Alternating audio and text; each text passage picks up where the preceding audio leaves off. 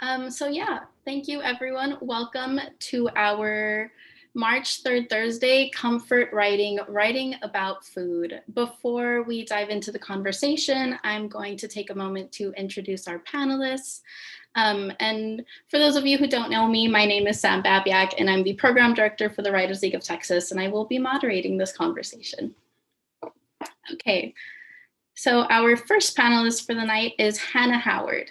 Hannah Howard is a writer and food expert who spent her formative years in New York eating, drinking, serving, bartending, cooking on hotlines, and flipping giant wheels of cheese. She is the author of the memoirs Feast, True Love in and Out of the Kitchen, and Plenty, a memoir of food and family, which comes out this September. She's been published in New York Magazine, Salon, and Self. For more information, visit www.hannahhoward.nyc. Thank you, Hannah, for joining us. Thank you so much for having me. Our next panelist is Lisa Ko. Lisa Ko is the author of The Leavers, which was a 2017 National Book Award for Fiction finalist, won the 2016 Penn Bellwether Prize for Socially Engaged Fiction, and was a finalist for the 2018 Penn Hemingway Award and the 2017 Barnes & Noble Discover Great New Writers Award. The Leavers was a national bestseller and named a Best Book of the Year by NPR, Entertainment Weekly, Buzzfeed, the Los Angeles Times, Electric Literature, the Irish Times, and others, and has been translated into 5 languages. Her short fiction has appeared in Best American Short Stories, and her essays and nonfiction in the New York Times, The Believer, and elsewhere. Thank you, Lisa, for joining us. And our last but not least, our next panelist is Jose Ardalat, has written for Eater, Imbibe, Dallas Observer, D Magazine, Vice, Cowboys and Indians, and other national and regional online and print media outlets. He is author of American Tacos, A History and Guide, and made waves around the country when he became the first ever taco editor at Texas Monthly in 2019. Ardalat is sought after for his authoritative and expansive knowledge on the local, regional, and national taco scenes. He has been featured by The New Yorker, Remezcla, Telemundo, NPR, Los Angeles Times, and the James Beard Award-winning First We Feast website, as well as English, German, and Japanese media outlets. The New York Times has called Ardalat an expert on the folklore of the taco. Thank you, Jose, for joining us. Okay, so I like to start all of these conversations by asking writers the big question of why this topic? So I want to ask each of you, why food writing? What draws you to the subject, and how have you historically written about food or incorporated food into your work? And Lisa, I can start with you if that's okay. Sure. Thanks for having me here. It's an honor to be here, especially as I don't really think I'm a food writer, but it's really great to be here with actual food writers.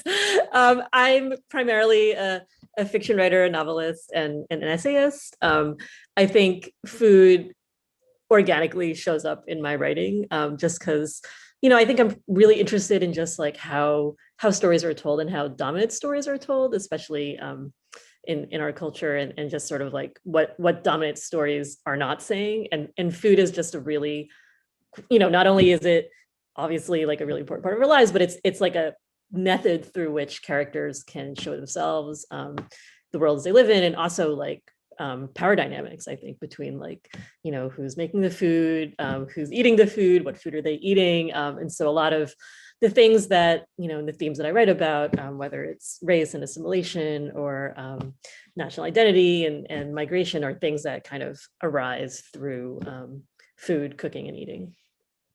Yeah, absolutely. Thank you so much, Lisa. Jose, what about you? Oh, I think you're muted.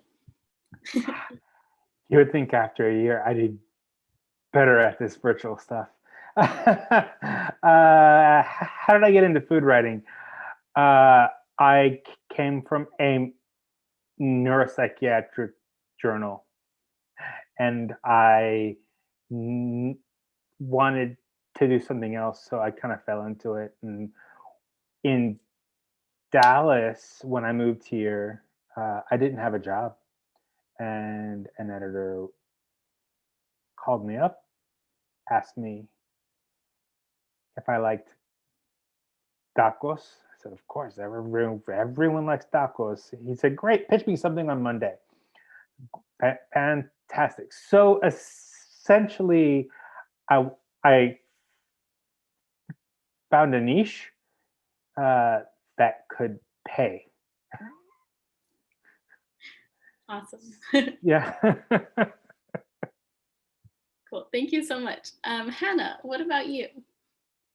I have just always loved food. I always felt like whatever was going on in the kitchen was where I wanted to be. All my memories are food memories. It was a little bit later in my life that I realized that not everybody sees life through the prism of food to the degree that I do, but food has just always been such an important part of my day. And I didn't know you could be a food writer. I thought that was like too much of seems a little bit like a fairy tale, or it did when I was younger. So I worked in restaurants and I thought I would love to have my own restaurant. And after working in them for many years, I realized I still love food. I still love restaurants, but managing restaurants is not for me.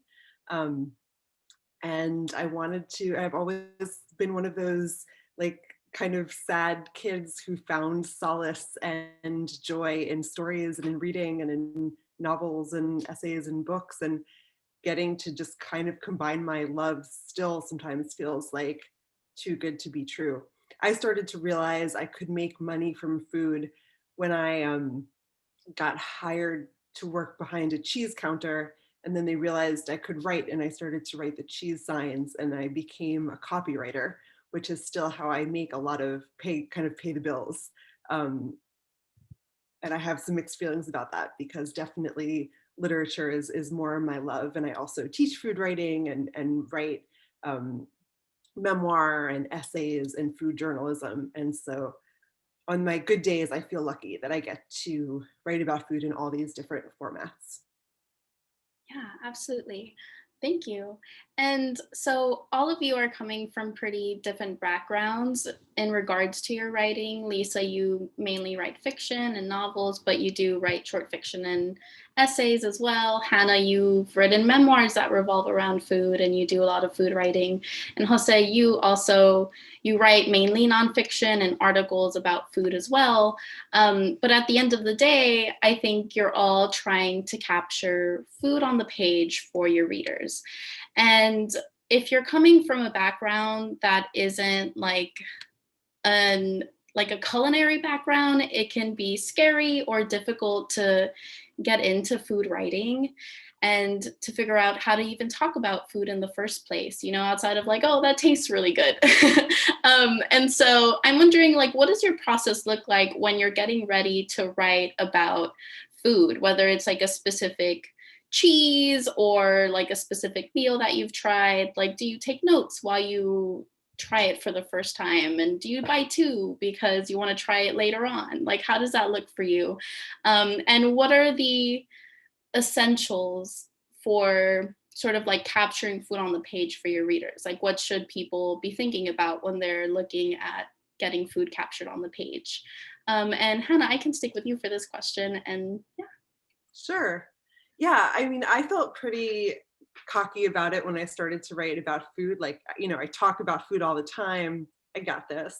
And it was actually in that first job that I mentioned where they said, okay, we need all the new cheese descriptions for the 27 kinds of cheeses that are kind of like brie.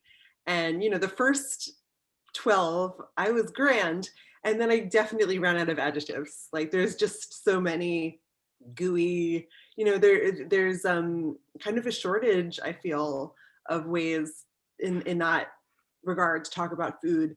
And I feel like that's when we get to, like, I don't know, I think that's just the beginning point for me, is like the five senses, which is a great place to start, I think, for any kind of writing. But then the sort of, I can talk about how it makes me feel, I can talk about what it makes me remember, I could talk about what it makes me long for, I can talk about how it was made, who made it, where they were, what they were up to. Like, there's so many.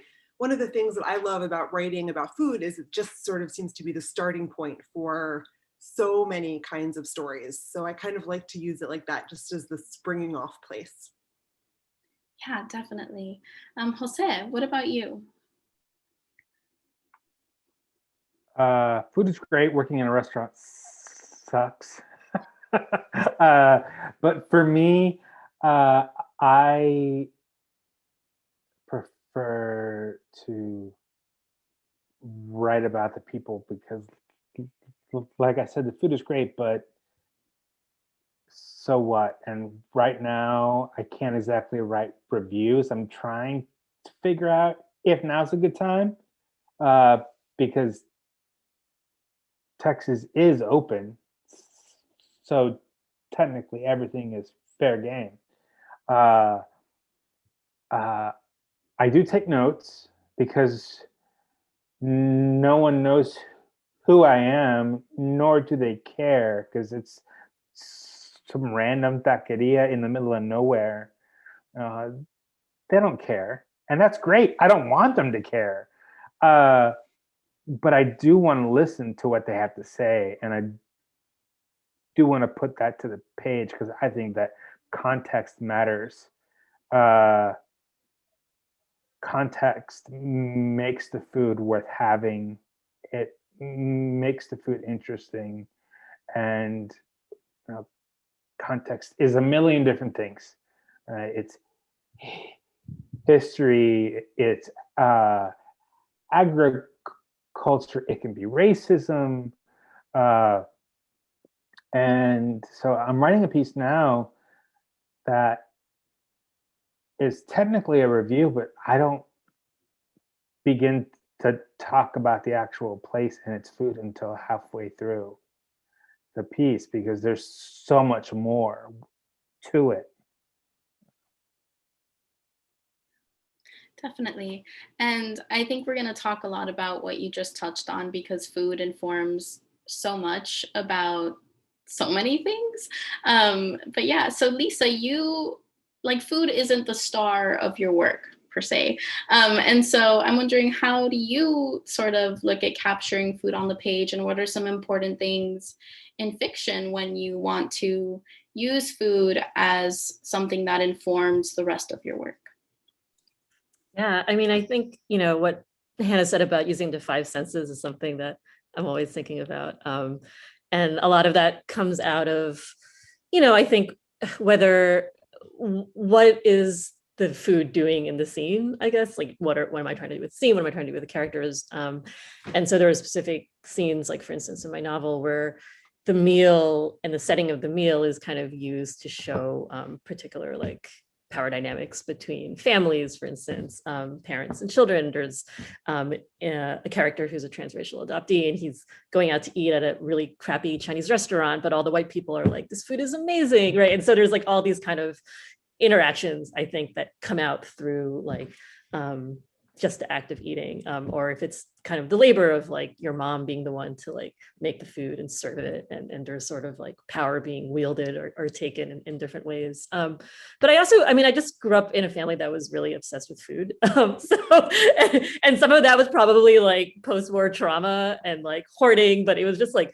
relentless snacking and like talking about food and thinking about it and like planning our next meals, making really weird meals. And so a lot of it just comes out of that sort of like sense of nostalgia and longing. Like I've written a lot about just growing up eating a ton of 80s junk food, right? And part of that has been like, I've eaten like Cool Ranch Doritos every single day during the pandemic. Like, as I think it's like some part of me is trying to get back to some like simpler time in my childhood. But and I haven't had like Cool Ranch Doritos in like decades, but every day for the past 365 days, I've been eating like from a giant bag of Cool Ranch Doritos. So, I think a lot of it is sort of like remembering, but also just thinking about kind of the role it plays in the story and what you want it to do. Yeah, definitely. And we're going to come back to a lot of what you do with food and characters in the Leavers, especially because I think there's so many things we could absolutely talk about. But I loved what you said about food sort of informing character as well, because that is absolutely true. And Hannah, I want to come back to you for this next question, because I think food does like tell us a lot about someone, not only in like what they're eating or the way that they're preparing food, but also like their relationship to food, like the way that they approach a meal and stuff like that.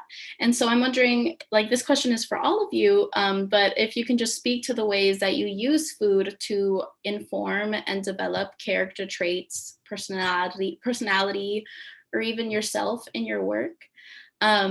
And Hannah, I want to add a little extra question to you, because I think in your memoir, Feast, True Love in and Out of the Kitchen, you talk about food in a lot of different ways, but I thought it was really fascinating the way that you talked about people's relationships to food.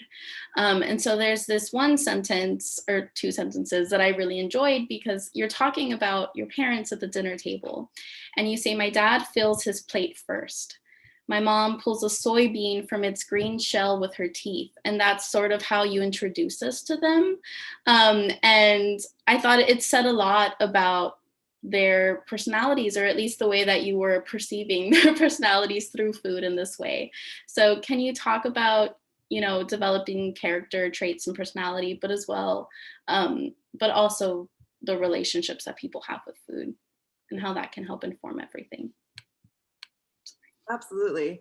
I mean, a big central part of my memoir, Feast, was about my struggle with an eating disorder and kind of parsing out, because, everything I said to you, and, it's true that I've always loved food, but it has not been so simple. I think it rarely is, right? Like, most things are complicated, and I loved food, but I feared food, and I first went on my first diet when I was kind of as young as I can remember, which is so sad. And then spent the rest of my early, like, tweens, teens, 20s, starving myself or binging, trying to lose weight and disappointing myself. Just this terrible, vicious cycle. And I was so nervous to kind of come out with this as a food person, because I felt like I worked in restaurants, at these like very high-end restaurants, and felt like my food person cred would somehow be tarnished if I admitted that food was such a struggle for me. And I was incredibly terrified to share these really personal, vulnerable things with the world. And instead, I just got back a million, I mean, not a million, but many, many, many, many responses of like, "I've been through this stuff too." So I feel like the first kind of relationship that I have explored on the page with food is the one with myself. And I think that it being hard and complicated, and at times like a pretty destructive, dysfunctional relationship, also has made it, it's really changed over the years, and it's part of, I think, what makes it such a happy relationship now. Like, it's very hard earned. So yeah, and then of course, like, that comes from my family, and it comes from our culture, and it comes from the air we breathe, and the images we see, and the messages that we hear, and it's very multi-layered. But I think just a rich, like, I think I could write more memoirs about it. I think that there's a lot there for sure. Yeah, definitely. And I mean, you do have a second memoir coming out that sort of revolves around food. And I haven't read that just yet. But I do think that the way that you talk about food, and the way that, the people in your books, and you yourself as well, just like approach their meals and stuff like that, really speaks to who they are. And so, Jose, I want to come to you now, and I want to ask, like, what are the ways that you use food to inform, like, not just character, but personality? And also, like, you are a person who writes about food, but not just food. You've already mentioned that you write about the people behind the food. And I'd like to ask you, like, why you think that it's important to discuss the people behind the food as well as the food that you're talking about. Oh, I think you're muted again. As a member of Gen X, I would just be so happy sitting on the couch eating Oreos, which I've done a lot of lately, drinking Coke and watching movies. Uh, food just materializes. Well, food doesn't just materialize. Uh, it's got a long and messy history, and uh, I want to represent that not just through the character, but through the writing. A lot of my writing is frenetic and uh, uh, pressing, because there's a lot of hard work behind the food. And with the food that I write specifically, you're talking about creation stories.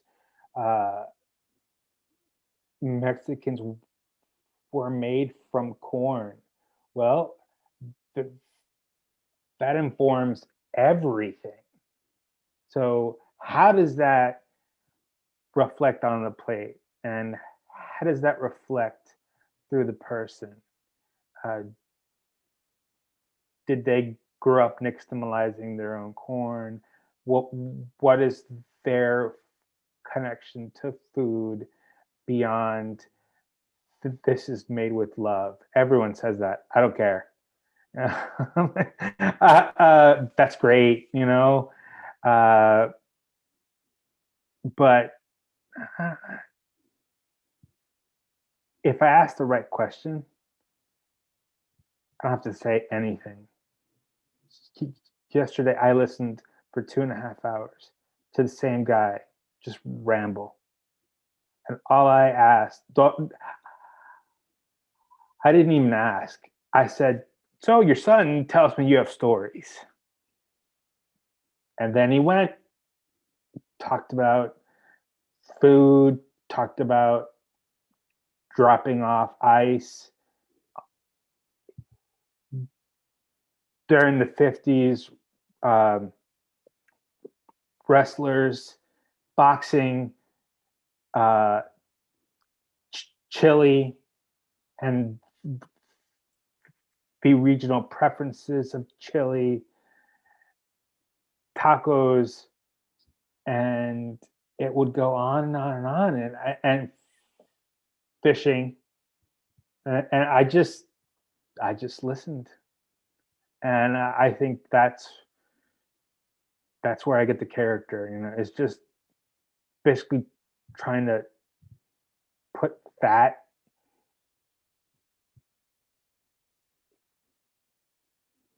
into context, and it's hard. But yesterday, the guy made it really easy by just telling me his life story. He's 71. That's awesome. Thank you. And Lisa, for you, you're writing fiction. And so, sort of, the narrative of your characters is like the main point for all of it, But I thought in The Leavers, especially, you used food on so many levels, but especially to build your characters and to sort of like show us what their mental states were. And so I loved when Polly hears from Deming for the first time, she goes back to the dinner table and she says, "When I returned, the big plates of food seemed grotesque and indulgent." And while that's not like the main point, I thought the food and the way that you included that really spoke to where she was at mentally. So I was wondering if you could kind of expand on that and talk about the ways that you used not just the food itself, but the characters' reactions to food, to get at where they were at mentally.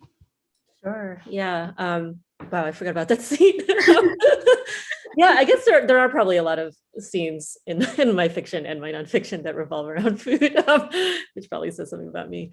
But yeah, I was thinking too about like what characters crave, I guess, like what food is comforting to them and in what setting, right? So the book even ends on a note of like food, right? And kind of begins on a note of food, right? So in terms of like, whether it's like, as Jose said, like eating Oreos on the couch with TV, like, wow, is that something like, is that the like dream meal of my characters, right?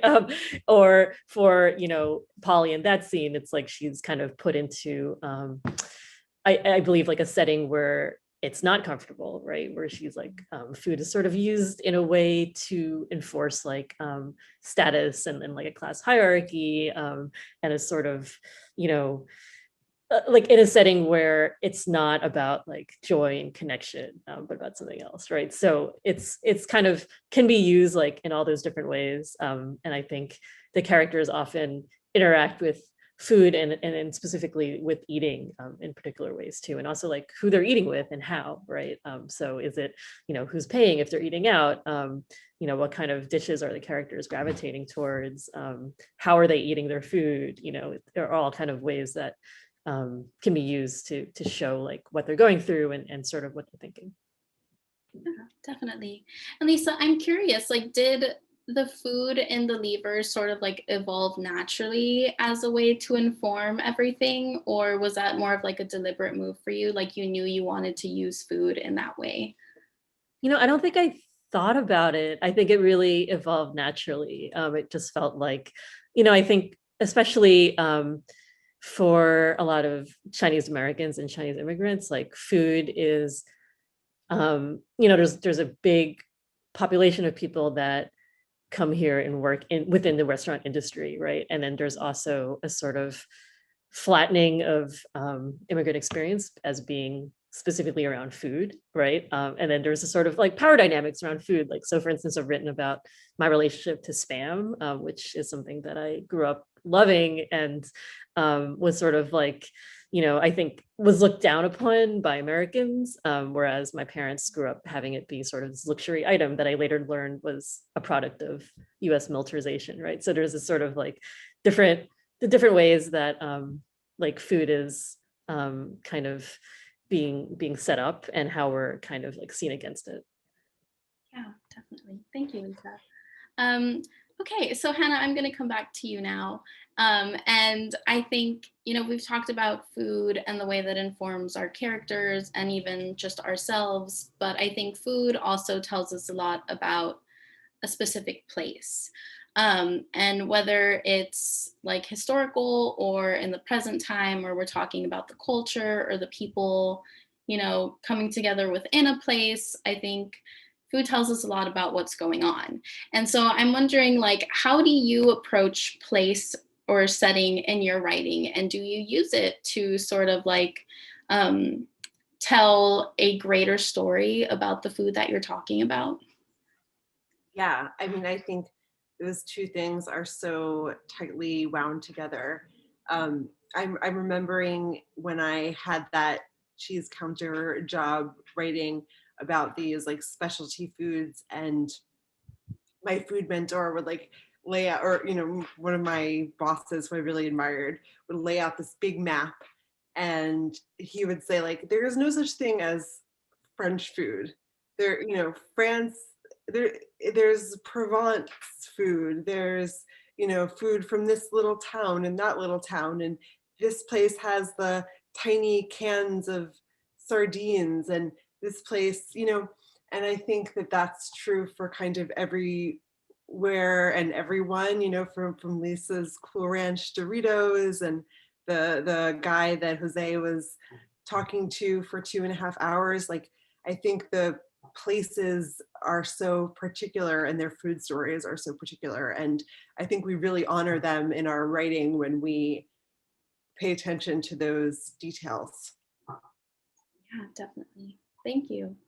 And Jose, for you, I know like you travel a lot to talk about, you try tacos from all over the place, and you also talk about the cultures and the things that are making all of these new tacos possible. And so I've seen you talk about like Cajun tacos in Houston and Filipino tacos and birria ramen. So I'm wondering if you can talk about the way that food informs place, but also your experiences with traveling and how each of these individual cities and cultures sort of influences all of your pieces. So I'm a big history geek, and I obsessively follow trade routes throughout history, and the Columbian Exchange and the Manila galleons. One went to Europe, the latter went to Asia, basically changed the way everyone ate. Everyone else got corn, chilies, and chocolate, and Mexico and all of what was the Americas got a little of something else. So it's not so much that this food is new, it's just finally coming to the fore, or it's people are making those connections throughout history. And part of my job and part of what I hope I can teach people is to not make knee-jerk reactions, because Japanese Mexican food is not that far off. Filipino Mexican food, there was a ship that went back and forth. It took a whole year round trip for 300 some odd years. And it brought Japanese food to Mexico. It brought Japanese people to Mexico. Chinese, Italians came from Europe. The Arabs did. It just, everyone came, and you really have to look at the small details and look at what that means to where you are, because food represents a time and place, which is what Hannah's mentor was saying. And it's what is so special about that one place. Houston, like you mentioned, Cajun tacos is considered the largest city in Cajun country. A lot of Cajuns and a lot of African Americans who were born and raised in Cajun country migrate to Houston, but Houston's also where we get Viet Cajun, and ramen is actually, while it was originally Japanese, is consumed mostly by Koreans, and Chemex is a legitimate food category here in the States.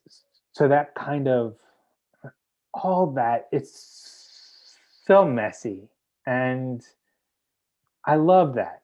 There's no straight line, and to parse out straight lines is, I think, folly.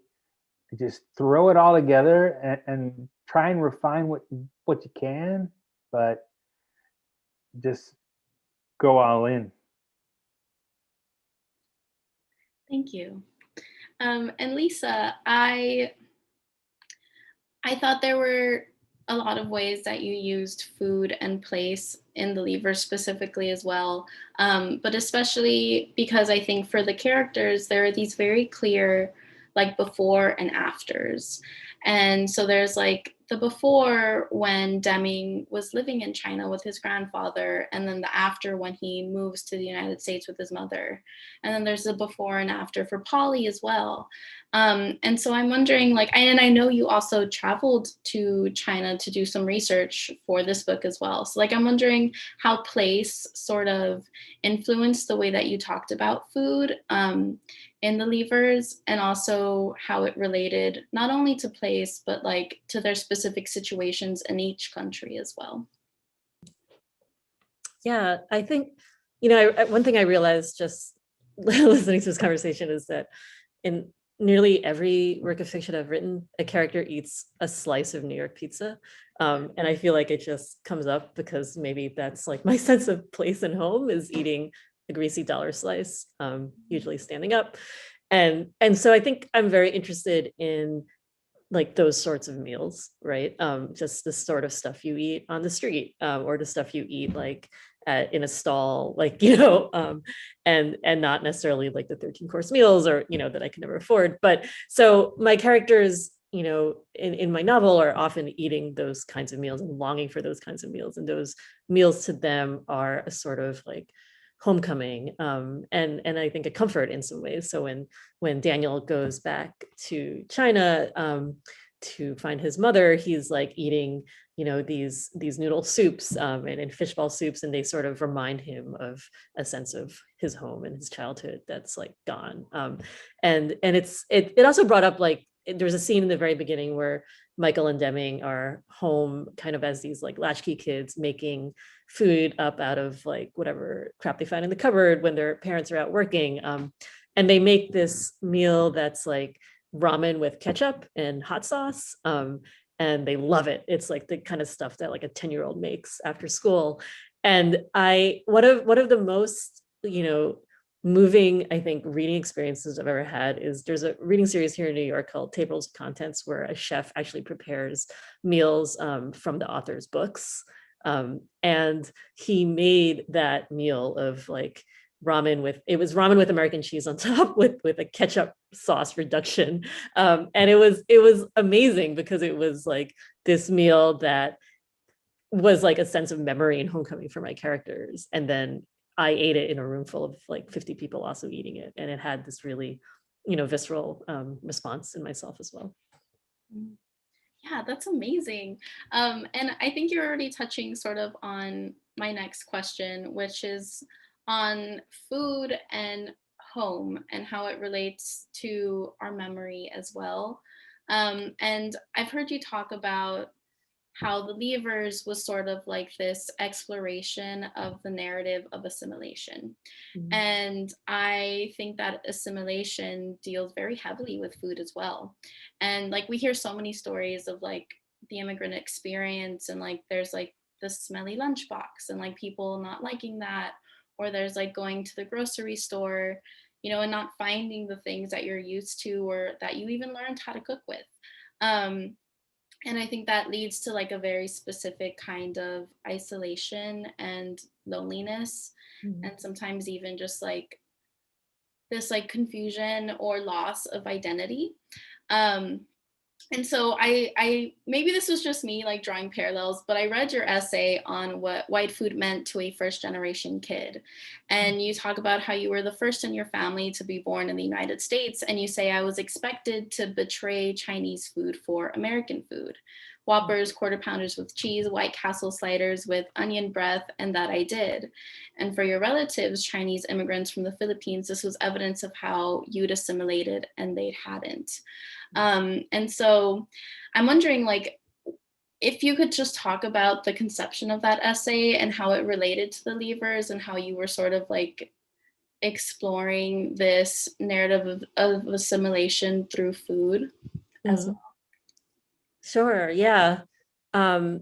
Yeah, I think it comes, spam is a big part of that essay. I think Doritos are as well. So yeah. It's like, I just wrote about two things and that's it. I think within the scene, like the idea of being expected to betray Chinese food, like there's definitely like a power dynamic being put in play there, right? Which is like the dynamic between immigrants and their first generation children, right? There's certain privileges that their children have that they didn't, and it's sort of a way to sort of like push and pull at that, right? To be like, well, you'll never understand like the joy of eating, salted fish, because like you're just not like expert enough for that. You've like sold out until like you're gonna eat like Big Macs, right? And so there's this sort of like kind of like it's like a loving lovingly being picked on, right? I think that's part of it. And I think that comes up too in the dynamics in the Leavers, where Deming is sort of, told or expected like what kind of Chinese food he should eat, what he shouldn't eat, what he should like be used to, what he craves, what he wants. And a lot of that is sort of, just like the complexity of like what we're told we should want, what we do want, I guess. Yeah. Thank you. And Jose, I'm going to come to you now, because in American Tacos, A Guide in History, you say at the very beginning, I believe this is like in the introduction, you say, "One bite and I was thrust, stomach first, back into my maternal grandmother's house in Arecibo, Puerto Rico, the town of my birth." And I think that this really gets at the relationship between food and our memories, and the way that like food just impacts us from a very early age. And I was wondering if you could talk about that and the ways that it influences the way that you engage and write about food now. Oh, I think you're muted again. Sorry about this table. Yeah, memory. So I think what Lisa just said about salted fish touches on that. There are certain things that those of us who have been removed from our ancestral home, whether we were born there or not,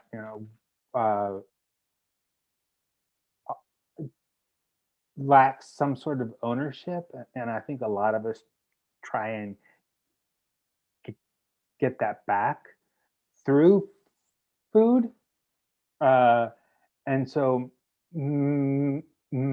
memory, in the case of what I write about, isn't so much about my memories, but the memories of other people, because my son is part Mexican and I want him to have these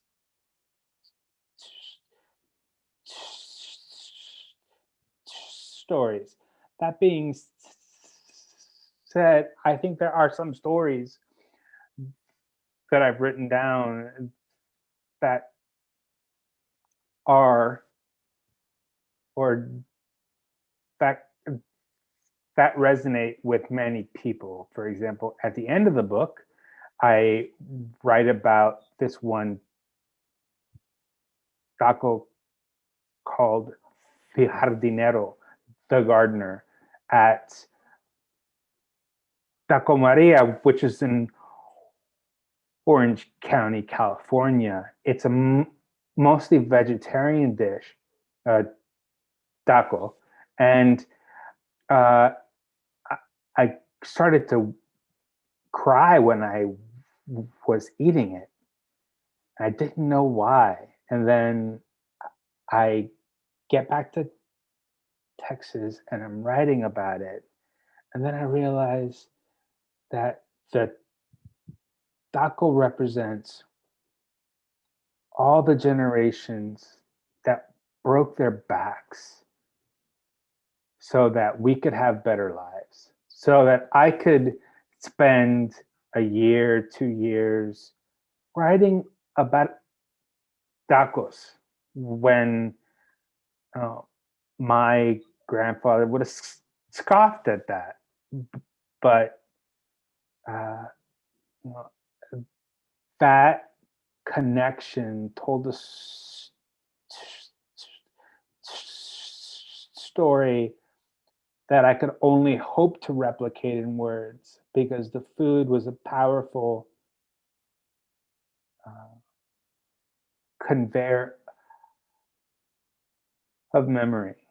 And I mean, I started crying so hard when I was writing this because I could just imagine walking through my grandfather's ranch and trying not to step in the cow patties. And then my other grandfather, a large animal veterinarian, bringing home a whole spit roasted pork on his shoulders. Like, these were big, hard-working men who died broken so that I could go to college. I can't lose sight of that. And all of that was in a taco. Yeah, that's so powerful. And I mean, I've experienced that where like I try something and it reminds me of my grandpa, who used to like bring like the cooked goat and like pick the eyeball out and eat it, and it was like this whole thing. Yum. Yeah. Yeah. Yeah. And so Hannah, for you, like you write memoir, and so much of that is rooted in your memories. And so I'm wondering how you went about, really diving into the writing of your memoir, and like how you used food as this connection to your past. Yeah. I definitely, some people ask me like, how did I remember all of these in such detail? But the good part about writing memoir is you only have to write about the things that you do remember. And for me, the process of actually writing itself would bring up so much more. So I'd start with some little nugget or snapshot in my mind, and then all of a sudden I kind of like parachuted myself back somewhere, and I would have like, I wrote about my like grocery shopping with my mom. We'd have these kind of mother-daughter Saturdays in Baltimore where I grew up, and we'd start off at the farmer's market, and there was the mushroom lady, and she would be grilling up all of her mushrooms. And then we go to Mastallone's, and there was the Italian grandmother making the fresh mozzarella with her arms like swinging. And then we would go to this beautiful little Lebanese grocery store, and there would be the big buckets of olives. And it was just like getting this amazing bounty for the week. And I felt like the luckiest girl in the world. And I really was. Yeah, so I feel like it's kind of this very juicy, fruitful path where the food leads to more memories, and the memories lead to more food. Lots to draw from there. Yeah, and I have a question. So you talk about these incredible cookies at the beginning of your memoir, and this happened, I believe, like early on, or at least earlier on in your life than where you're at now. And so I'm wondering, like, when you were writing your memoir, like, did you go and buy that same brand of cookies to like try it again and see if you could jog some memories and stuff like that? I remember that really well. The cookies are in the first chapter of my memoir, and it's actually the last. It's kind of there were amazing cookies, yeah, but it was also my last like destructive, awful binge of just stuffing myself until I was sick. So the cookies are definitely complicated for me. So I didn't eat them again. In that sense, but I feel like I have definitely sought out things to sort of see if they're going to be how I think they're going to be, if they're going to make me feel the way I think they're going to make me feel. And I'm also always open to like new food experiences and making new memories, hopefully. Yeah, definitely. Thank you. And Hannah, I'll actually stick with you. This will be our last question for the evening before we move into the Q&A session. So if our audience wants to start adding questions to the Q&A, please do. But so yeah, Hannah, what advice would you give someone who is looking to get into food writing? And this could be pretty general. It doesn't have to be like fiction or nonfiction, just like, how do you get into it? Yeah. I have a few little tips. I think pay attention to the food itself. And I think going back to those five senses, I know there's like a mindfulness exercise where you eat a raisin really, really slowly. And I don't think you have to eat everything really, really slowly and meditatively, but once in a while it is really nice to just pause and like pay attention to what you're eating. And I think read stories about food like Jose's and Lisa's, and I think that's like a beautiful way to spark your creativity and just kind of remind us that food is, I think one of the reasons I love writing about food so much is I feel like it's just such a good way into so many different kinds of stories. Little stories, big stories, silly stories, weighty stories, like anything, food can just start so much. So I think let it take you wherever you want to go with it. Awesome. Thank you. And Jose, what about you? What is some advice you'd give folks who are looking to get into food writing? As a journalist, I would say, well, it's just journalism. I'm telling a story, but food journalism, politics, aviation journalism have the same basic tenets. But when it comes to food writing, you really need to have a sense of narratives, storytelling, and convey the context in a way that a lot of people can't, for lack of a better phrase. They can't stomach. That's too bad. Don't really worry about what other people might worry about. Someone's always going to get offended. That's okay. But just write. I mean, I get up, I write, and I write for 5 hours, and read a lot. Now, food journalism is also service journalism, right? So you have different things. You have lists. You have kind of more bloggy things. How many different ways can you write about 27 cheeses? Well, try writing or try describing 125 tacos. Like, it's just like, you really, I mean, at some point, it's not about the flavors. Who cares? I just think just back to that jardinero taco, just do the work, learn discipline, and just work and do the best that you can. Thank you. And Lisa, I mean, you've already sort of said that you don't really consider yourself a food writer, but I'd like to ask you, what is your advice for anyone who's looking to get into writing, and even including food in their writing more than they already talk about it?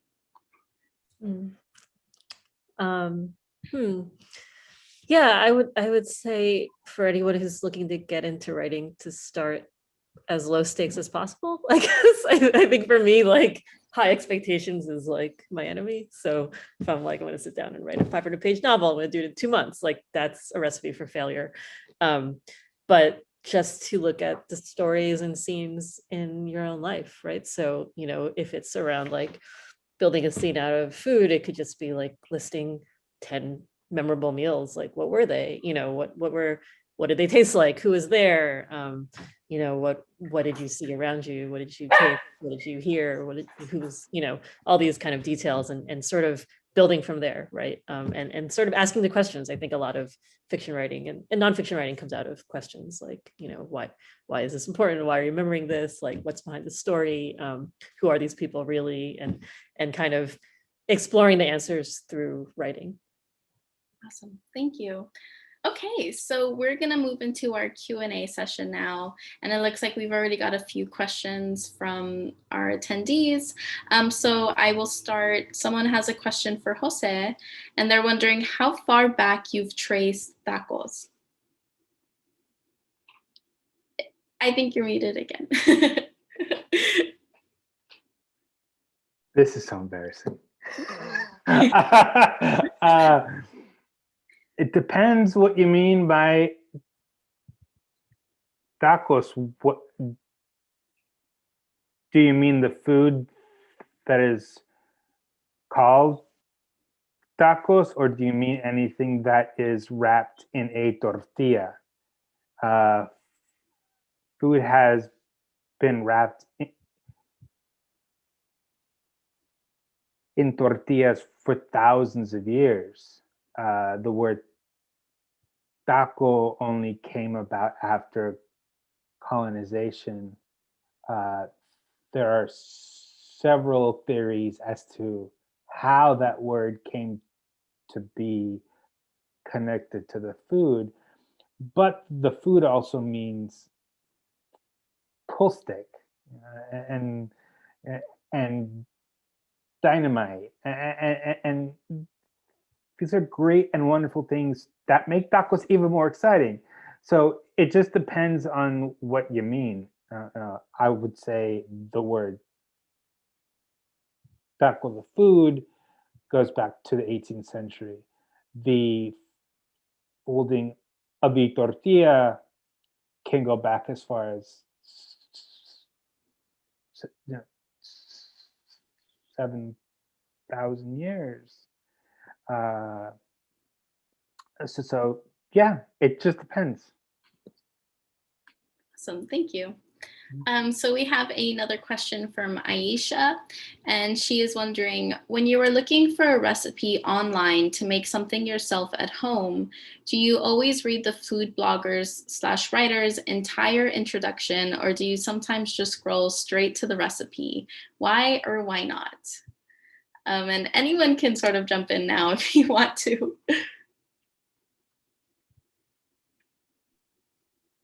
Jose? Can I say, yeah? Yeah. Okay. If there's an introduction, you should read it. This has been this ongoing debate that's heated up within the last couple of weeks via social media and food writers opining.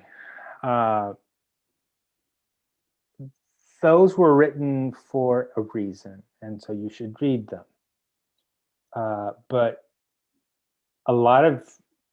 that's a relatively new concept. Most recipes up until the 20th century really didn't have measurements. They were narratives themselves. They were in paragraphs, and that was it. And you have to figure out what the writer meant by how many garlic cloves. Oh, I don't know, 3, 5, 1, 2. Was it a typo? Did they just mean 1? So yeah, always read that stuff. Thank you. Hannah, Lisa, anything to add? I think in a perfect world, I'm completely with Jose. And also as someone who makes a living writing stories about food, of course, the story, like, right, what is this recipe in a vacuum with no story? You know, everything has a story. I'm also a new mom during a pandemic, sometimes just trying to make some dinner.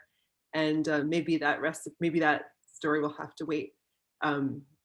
I think also someone who writes a great recipe is not necessarily someone who tells a great story, and that's okay. You know, we're all good at different things, and But I think that the work that food writers and bloggers do is absolutely valuable and important. Awesome. Thank you so much. Next question is from Richard Santos, and he is wondering, there are so many cooking or cooking competition TV shows. Which are your favorite and why? Yeah, I mean, I can start with you again, Jose, if you're okay with that. Come on, Richard. I know, Richard. Come on, man. So I used to love the original Iron Chef that was on the Food Network like 30 years ago. That was great. It's dramatic. It's already fixed, but who cares? It's got storytelling, grandeur. It's messy. It's wonderful. I should say, my friend Ali Khan has a couple of shows that I watch, and my son really loves MasterChef Junior, so we watch that, and I gotta say that is a fantastic show.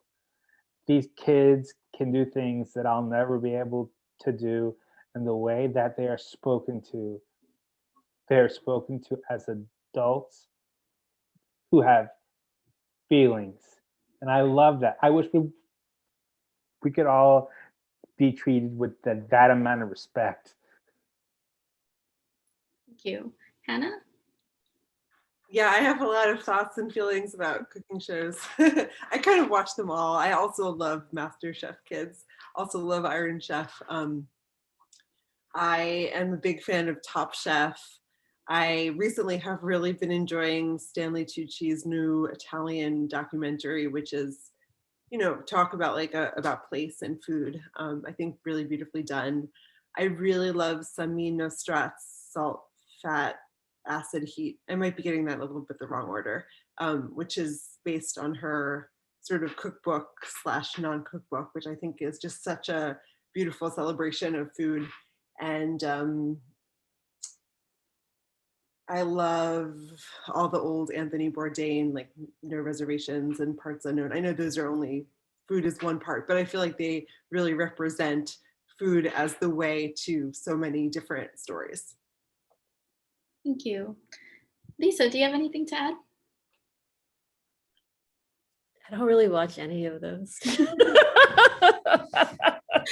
I did watch like one episode of Great British Bake Off because my friends were like saying I should watch it, and I just like wanted to eat a lot of ice cream. So maybe I should expand my repertoire. I can't believe I forgot that one. It was good. Okay, thank you. So, can I add something? Mhm. There was this old British parody food show called Poshnosh, and it was Richard E. Grant and his wife, and there were these 15-minute segments of them making a dish using ridiculous terms. There were bawdy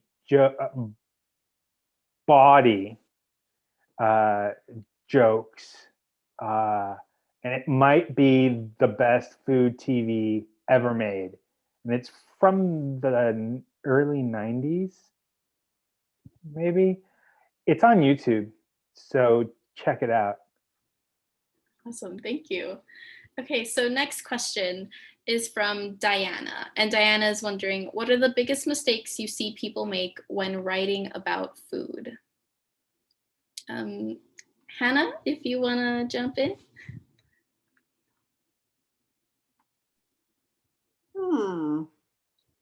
Mistakes. For some reason, that feels like a very hard question.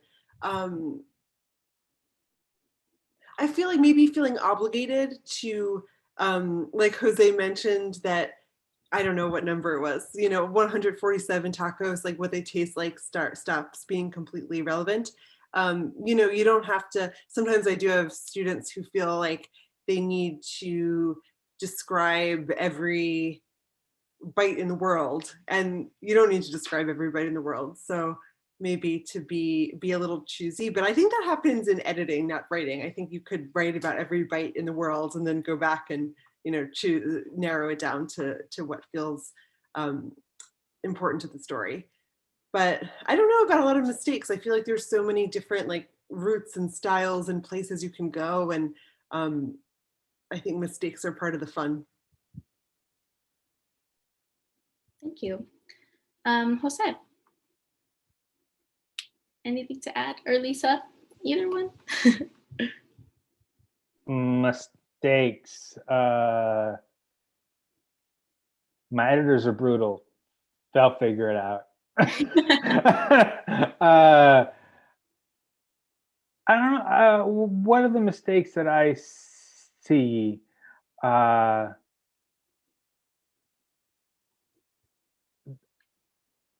have a banned word list that is inspired by Rafael Brion's banned word list from Eater.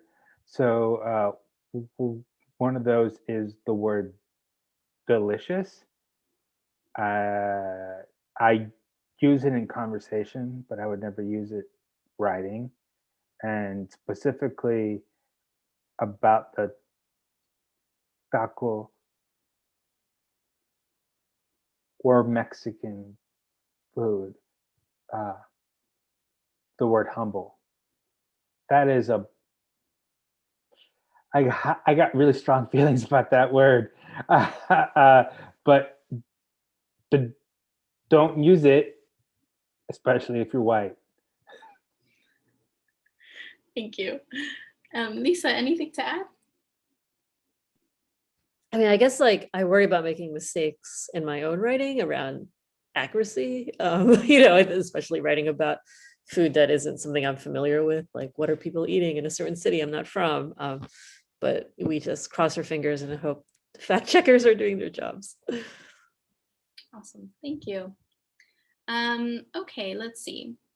Anonymous is wondering, what role, if any, does hunger play in your storytelling, especially in explorations of familial relationships and relationships between characters and their histories? Anyone want to jump in? Hannah. I'll jump in. Yeah.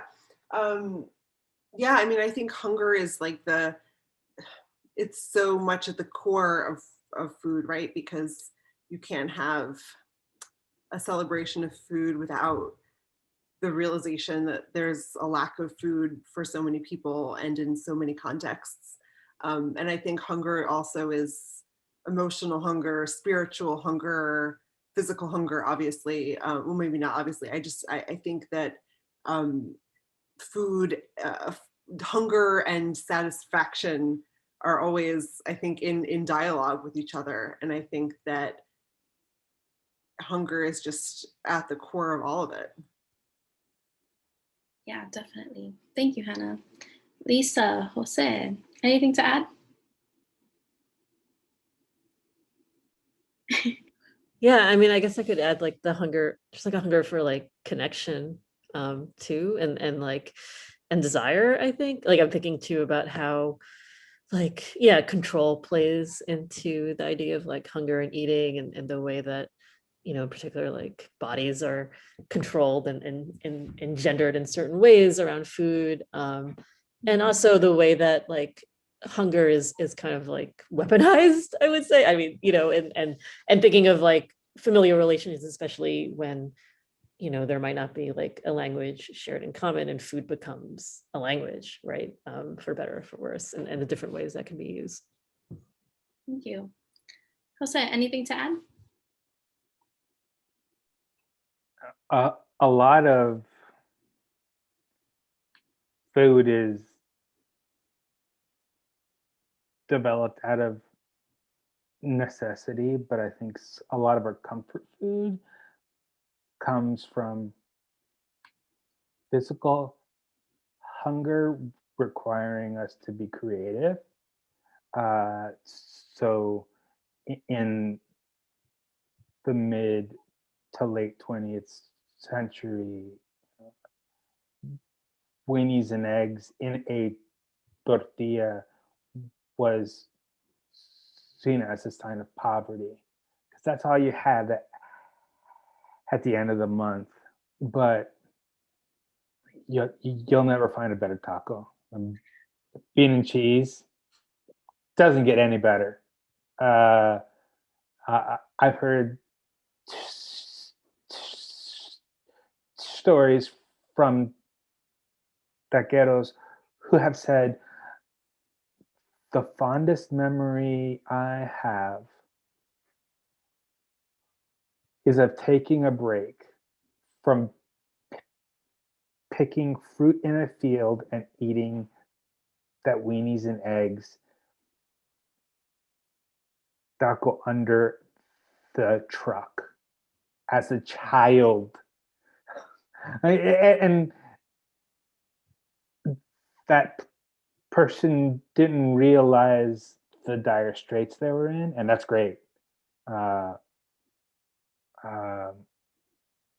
that's how powerful the food is, and that came out of hunger. And weenies and eggs is on every menu here in Texas, right? I mean, it's everywhere, and it's amazing. Yeah, definitely. I eat weenies and eggs all the time. But yeah, thank you. And this will be our last question for the night. And Diana is asking, are there good resources for where to look up food magazines / blogs where a person could get published? Anyone can jump in if they want to. I always want to get published at places that I like to read. So poke around and read, pitch the editors at the publications that you're like really excited to see what they're going to say. I think Twitter is such a great resource. There's lots of editors who ask for pitches there. I think you can follow your favorite food writers and see where they publish stories and pitch there. Those are just some ideas. It's so personal, and there's so many publications of all kinds of sizes telling really great food stories. So, and also it doesn't have to be a food publication. There's other places that publish food stories that aren't necessarily only food focused. And I think also a good way to start is always kind of like niche. If there's something really local to you, your city publication, or maybe I sometimes write about the Jewish food that my family cooks, and there's a website called the Nosher that is a Jewish food website. You can always get specific, is a great place when all else fails. Thank you, Hannah. Lisa, Jose, anything to add?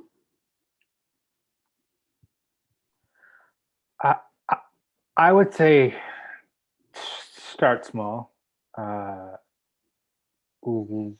Listings are a good place to learn how to write tight, snappy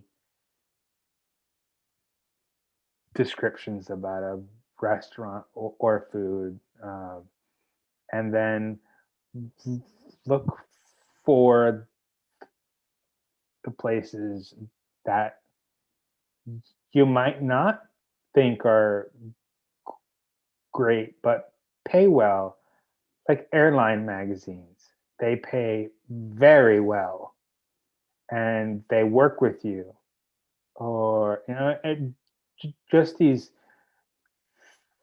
places that you might not want to necessarily write for, but they will pay the bills, like Costco's magazine. I don't know if you've ever read it, but it's kind of amazing. And it's got a really large subscription base. So a lot of people are reading it. Writers, editors are reading those things. Don't take that for granted. Uh, but I would echo everything Hannah said. Thank you. Lisa, anything to add? No, I think that was great advice. I also did not know that Costco had his magazine. Yeah, thank you so much. Okay, well, that is it for tonight. It was so wonderful getting to talk to all of you. To our audience, we should be putting the Book People link in the chat box so you can buy our panelists' books and also support an indie bookstore. And yeah, that's it for tonight. Thank you all so much for being here and for all of your wonderful insights. It was great getting to talk to you. Thank you. Thank you. Good night. Night. Good night. Bye.